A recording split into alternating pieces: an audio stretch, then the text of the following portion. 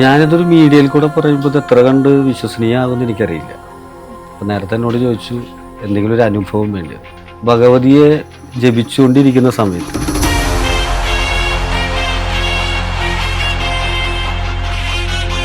അത് തല കിഴക്കനാമ്പാടായിട്ട് കിടക്കണു എന്നുള്ളത് മനസ്സിൽ കണ്ടു. ഈ ശില മഹാദേവന്റേതാണെന്ന് എങ്ങനെ മനസ്സിലായി? അതിന് നമുക്ക് ഒരുപാട് നിമിത്തങ്ങളെ നമുക്ക് ഇവിടെ കിട്ടി.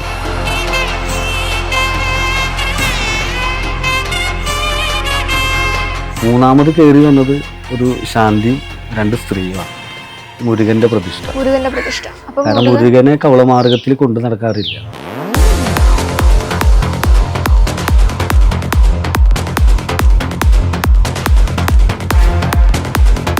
സ്വാത്വികത്തെ കവളമാർഗത്തിലേക്ക് മാറ്റുകയാണ് ചെയ്യുന്നത്. അതെ. കാലഭൈരവമായിട്ട് മാറ്റുമ്പോൾ ഇപ്പോൾ ദേവിക്ക് കൊടുക്കുന്ന രീതിയിൽ ഇപ്പൊ ദേവിയുടെ അവിടെ ഞാനിത് കണ്ടു, ചിലമ്പും മറ്റും ഒക്കെ കണ്ടു. ഞാനിതൊരു മീഡിയയിൽ കൂടെ പറയുമ്പോൾ ഇത് എത്ര കണ്ട് വിശ്വസനീയമാകുമെന്ന് എനിക്കറിയില്ല. അപ്പം നേരത്തെ എന്നോട് ചോദിച്ചു എന്തെങ്കിലും ഒരു അനുഭവം വേണ്ടിയത്. ഭഗവതിയെ ജപിച്ചുകൊണ്ടിരിക്കുന്ന സമയത്ത് നമ്മൾ കണ്ട ഒരു ശിലയാണ് ഈ ഇരിക്കുന്ന മഹാദേവൻ്റെ ശില. അതായത് ഇത് വയനാട്ടിൽ നിന്ന് വന്നതാണ്. നമ്മുടെ ഒരു സുഹൃത്ത് അവിടെ ഉണ്ട്, സജി എന്ന് പറഞ്ഞിട്ട്. അതേ ഒരു കാളി ഉപാസകനാണ്, കവളമാർഗത്തിൽ തന്നെ. അപ്പോൾ ജപവേളയിൽ ഇന്ന മാതിരി ഒരു ശില, ഇതേ രീതിയാണെന്ന് നമുക്കറിയില്ല, ഒരു ശില എന്ന് മാത്രമേ അറിയുള്ളൂ. അത് തല കിഴക്കനാമ്പാടായിട്ട് കിടക്കണു എന്നുള്ളത് മനസ്സിൽ കണ്ടു. അത് അദ്ദേഹത്തെ വിളിച്ച് പറഞ്ഞു. അതവിടെ നിന്ന് എടുത്തു ഇവിടെ എത്തിച്ചു. പിന്നെ അത് നമുക്ക് അത് വന്നതിന് ശേഷമുള്ള അനുഭവങ്ങളൊക്കെ അത്തരത്തിലുള്ള നല്ല നല്ല അനുഭവങ്ങളായിരുന്നു. എല്ലാ രീതി കൊണ്ടും നല്ല അനുഭവങ്ങളായിരുന്നു. പിന്നെ നമ്മൾ ആ രീതികളെ അതേപോലെ മുന്നോട്ട് കൊണ്ടുപോകണം. പിന്നിൽ ഒരുപാട് കാര്യങ്ങൾ വേറെ ഉണ്ട്. ഈ ശിലയെ മാത്രല്ലേ സ്വപ്നത്തിൽ കണ്ടുള്ളൂ? അതെ, സ്വപ്നത്തിലല്ല കണ്ടത്, നമ്മള് ജപം ചെയ്തുകൊണ്ടിരുന്ന സമയത്ത്. അപ്പോൾ ഈ ശില മഹാദേവന്റേതാണെന്ന് എങ്ങനെ മനസ്സിലായി? അതിന് നമുക്ക് ഒരുപാട് നിമിത്തങ്ങളെ നമുക്ക് ഇവിടെ കിട്ടിയിരുന്നു. കാരണം ഇത് കൊണ്ടുവന്നിട്ട് നമ്മൾ ആദ്യം പ്രതിഷ്ഠിച്ചില്ല. നമ്മൾ ഇപ്പം നേരത്തെ മേഡം ചോദിച്ചു ആരെ ഈ അനുഭവങ്ങൾ എന്താണെന്ന് അറിയണമല്ലോ. ആ അനുഭവത്തെ അറിയാൻ വേണ്ടി ഭഗവതിയുടെ തറയിൽ താഴ്ത്ത് മണ്ണിലിട്ടായിരുന്നു. അത് കൊണ്ടുവന്ന് അങ്ങനെ കിടക്കും തോറും ഈ എന്താ പറയുക, വീട്ടിൽ ഭയങ്കര അസ്വസ്ഥതകളും കാര്യങ്ങളൊക്കെ ഞങ്ങൾക്ക് ഫീൽ ചെയ്തുകൊണ്ടിരുന്നു. അങ്ങനെ ഇതെന്താണെന്ന് അറിയാൻ വേണ്ടി ഞാനും എൻ്റെ അമ്മയും കൂടിയാണ് ഭഗവാനെ പറഞ്ഞു കേട്ട അറിവ് വെച്ച് പാലിലും അതുപോലെ ചാണകവെള്ളത്തിലും എല്ലാത്തിലും ഒന്ന് കുളിപ്പിച്ച് ഭഗവതിയുടെ ഫ്രണ്ടിൽ അടിയിലും ചാരി ഇരുത്തി. അപ്പം ആദ്യം വന്ന് കയറുന്ന നിമിത്തം അതായിരുന്നു ഞങ്ങൾക്ക് ഈ ശില പ്രതിഷ്ഠിക്കാൻ കിട്ടിയ ഏറ്റവും വലിയൊരു ഇത്. അപ്പം ആദ്യം വന്ന് ഭഗവാന്റെ മുമ്പിൽ നിന്നതൊരു പശുവാണ്. ആ പശു വന്ന് നിന്ന് ഭഗവാന്റെ മുമ്പിൽ വന്ന് കുറച്ചു നേരം തലകും വിട്ടുന്നിട്ടാണ് പോയത്. ഇതൊന്നും നേരത്തെ പറഞ്ഞ ഇന്നത്തെ ഈ സമൂഹത്തോട് പറഞ്ഞു കഴിഞ്ഞാൽ ഉൾക്കൊള്ളില്ല. പക്ഷെ നമ്മുടെ അനുഭവങ്ങൾ അങ്ങനെയായിരുന്നു. നമുക്ക് കിട്ടിയ നിമിത്തങ്ങൾ എല്ലാവരും. രണ്ടാമത് കയറി വന്നത് ഒരു വക്കീലാണ്. മൂന്നാമത് കയറി വന്നത് ഒരു ശാന്തിയും 2 സ്ത്രീയുമാണ്. അപ്പം എല്ലാ നിമിത്തങ്ങളും നമുക്ക് ഗുണമായിരുന്നു. അപ്പോൾ വന്നു കയറിയ ശാന്തിയോട് നമ്മൾ ചോദിച്ചു, നമ്മൾ ഇട്ടിരിക്കുന്ന ഈ ശീല ഇതെന്താണെന്ന് പറയുമെന്ന് ചോദിച്ചപ്പോൾ അദ്ദേഹം ഇപ്പോൾ എവിടെയാണെന്ന് എനിക്കറിയില്ല, പറവൂരാണ് അദ്ദേഹത്തിൻ്റെ വീട്. അപ്പോൾ അദ്ദേഹം പറഞ്ഞു ഇതൊരു കിരാതമൂർത്തി ഭാവത്തിലാണല്ലോ എന്നാണ് പറഞ്ഞത്. അതായത് കാട്ടാള സമ്പ്രദായം. അങ്ങനെ പിന്നെ രണ്ടാമത് നമ്മൾ ഇതേപോലെ തിരിച്ചിരുത്താനായിട്ട് നമ്മൾ വീണ്ടും ഒരു താമ്പൂല വിധി നമ്മൾ ചെയ്തപ്പോഴാണ് ഇതറിഞ്ഞത് തന്നെ ഭഗവാന്റെ ശിലയാണ്. അങ്ങനെ നമ്മളവിടെ പ്രതിഷ്ഠിച്ചു. അപ്പുറത്തായിരുന്നു പ്രതിഷ്ഠയൊക്കെ. അത് കഴിഞ്ഞിപ്പോൾ ഒരു കൊല്ലം കഴിഞ്ഞിട്ടുള്ളൂ നമ്മൾ ഇതിനകത്തേക്ക് മാറ്റിയിട്ട്. ഉത്സവം കഴിഞ്ഞതിപ്പോൾ മീനം 1-ാം തീയതി. അങ്ങനെയാണ് പിന്നെ മഹാദേവൻ്റെ ശിലയാണെന്ന് അറിഞ്ഞു. ഇതിനു വേണ്ടി ആൾ വരെ വന്നിട്ടുണ്ടായിരുന്നു. കാശ് കൊടുത്ത, അതായത് കാശ് തരാം ശില എണ്ണേക്കെന്ന് പറഞ്ഞ ഒരാൾ വന്നിട്ടുണ്ടായിരുന്നു. അത് കൊണ്ടുവന്ന ആ വ്യക്തിയോട് വരെ ചോദിച്ചു. ആളത് നമുക്കിവിടെ എത്തിച്ചു തന്നു. നമ്മളതിനെ ആരാധനാ രീതിയിൽ നമ്മൾ കൊണ്ടുപോകുന്നു. ഇതിനകത്തില് നിമിത്തത്തെ പറ്റി പറഞ്ഞില്ലേ, ഈ വക്കീല് എന്താണ് ഉദ്ദേശിക്കുന്നത്? വക്കീലിനെ കിരാതമൂർത്തി സമ്പ്രദായം എന്ന് പറയുമ്പോൾ ഒരു കാട്ടാള രീതിയിലാണ്. കറുപ്പ് എന്തിനാ സൂചിപ്പിക്കുക? ഇരുട്ട്, നെഗറ്റീവ്. നെഗറ്റീവ് കറുപ്പാണെങ്കിൽ അപ്പൊ പിന്നെ രാത്രി മൊത്തം നെഗറ്റീവ് ആവണ്ടേ? Dark energy. ഡാർക്ക് എനർജി ആണെങ്കിലും കാളിക്ക് എന്താ കറുപ്പ്? അതും ഒരു നെഗറ്റീവ് എനർജി ആവണ്ടേ? എങ്ങനെയാണ്?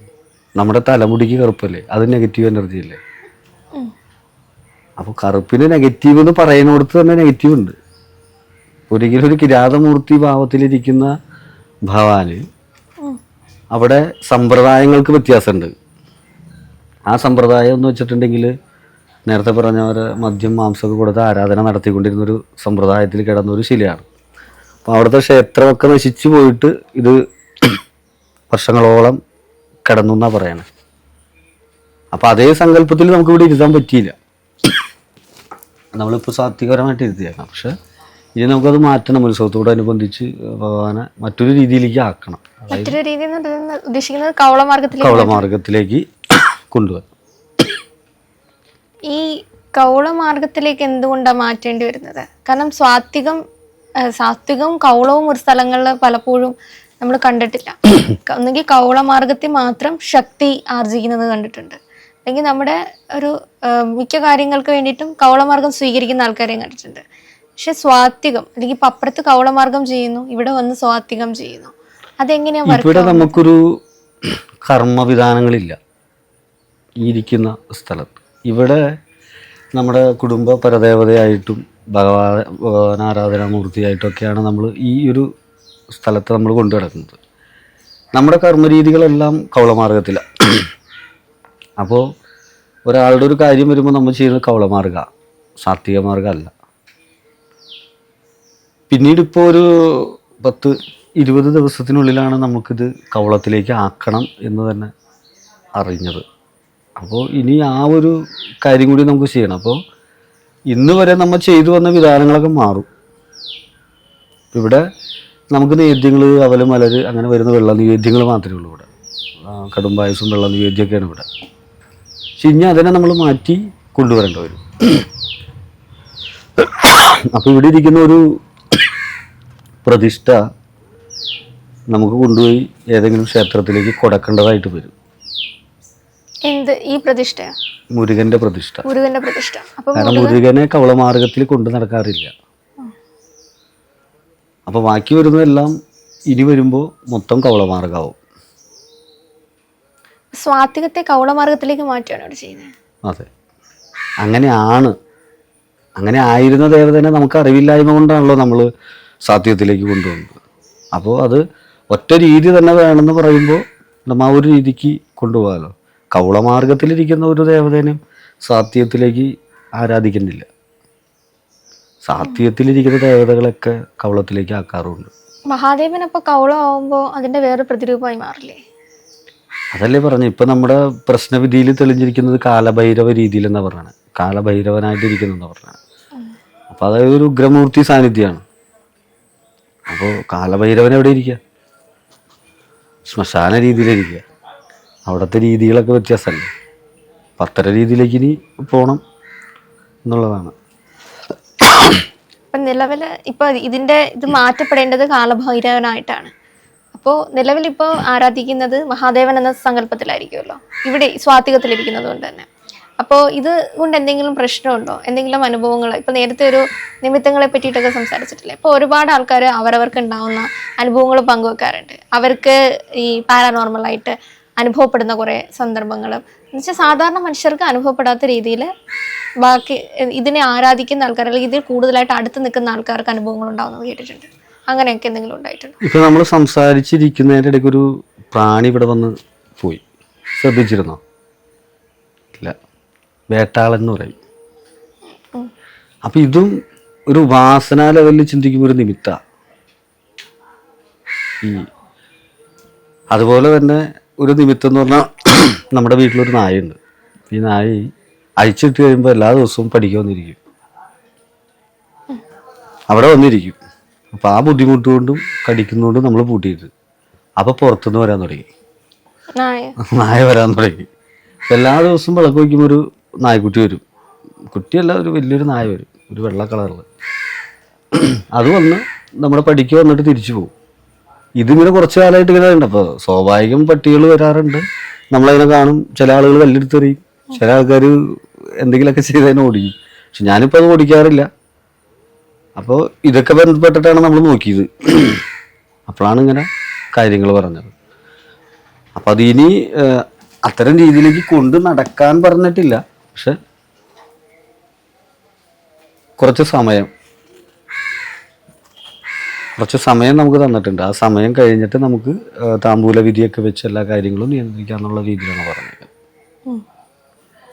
കാലഭൈരവമായിട്ട് മാറ്റുമ്പോൾ ഇപ്പോൾ ദേവിക്ക് കൊടുക്കുന്ന രീതിയിൽ, ഇപ്പോൾ ദേവിയുടെ അവിടെ ഞാനിത് കണ്ടു, ചിലമ്പും മറ്റും ഒക്കെ കണ്ടു. അപ്പം അതേപോലെ കാലഭൈരവനും എന്തെങ്കിലും ഉണ്ടോ? ആൾക്കുള്ള ആയുധങ്ങളൊക്കെ ഉണ്ടാവുമല്ലോ. ഒരു കാട്ടാളൻ്റെ കയ്യിൽ എന്തായിരിക്കും? ഒരു കിരാതമൂർത്തി ഭാവത്തിലിരിക്കുമ്പോൾ ഇപ്പോൾ മാതാവിൻ്റെ കയ്യിൽ കൊണ്ടുവന്ന് വാക്കത്തി കൊടുക്കാൻ പറ്റില്ലല്ലോ. നമുക്ക് കൊണ്ട കൊടുക്കുന്നവരെ വാക്കത്തി കൊണ്ടു കൊടുക്കാൻ പറ്റില്ല. അപ്പോൾ എന്ന് പറഞ്ഞാൽ ഭഗവാനുള്ള ആയുധം ഭഗവാനുണ്ട്. ആ നേദ്യങ്ങളും വ്യത്യസ്തമാണ് കാലഭൈരവൻ്റെ രീതിയിൽ. അപ്പോൾ ഭഗവതിയുടെയും വിധാനങ്ങൾ മാറും. അപ്പോൾ ഈ ഇരിക്കുന്നത് മൊത്തം കവളാവും. നമ്മൾ സാധാരണ ഈ സ്വാത്തികത്തിൽ തെറ്റ് സംഭവിച്ചു കഴിഞ്ഞാലും അവർ ക്ഷമിക്കുമെന്ന് കേട്ടിട്ടുണ്ട്, കുഴപ്പമില്ല എന്ത് സംഭവിച്ചു കഴിഞ്ഞാലും. പക്ഷേ കവളമാർഗത്തിലാവുമ്പോൾ അതിന് പ്രശ്നങ്ങൾ കൂടില്ലേ? അവർക്ക് പെട്ടെന്ന് ദേഷ്യം വരില്ലേ?